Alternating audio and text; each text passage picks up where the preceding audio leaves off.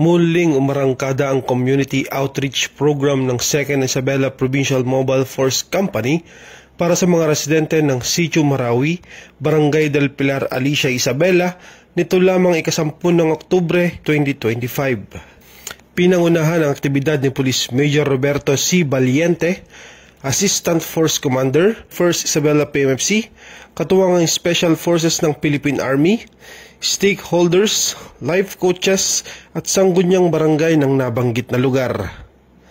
Nabenepisyuhan ang tinatayang aabot sa 80 katao ang tumanggap ng bitamina, gamot, ukay-ukay items, food packs, libreng gupit, libreng eye check-up at feeding activity.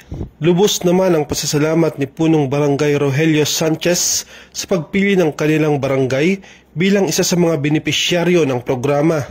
Aniya, buong suporta ang kanyang barangay sa mga programa ng pamahalaan at ng kapulisan para sa kapayapaan at kaayusan ng komunidad.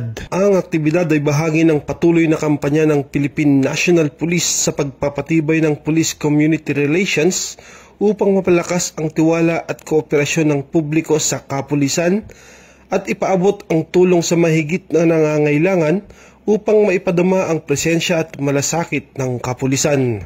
Mula dito sa Lambak ng Cagayan, ako po ang inyong Police News Network Correspondent, Police Corporal Kelvin Paul Juan, alagad ng batas, tagataguyod ng Balitang Pulis.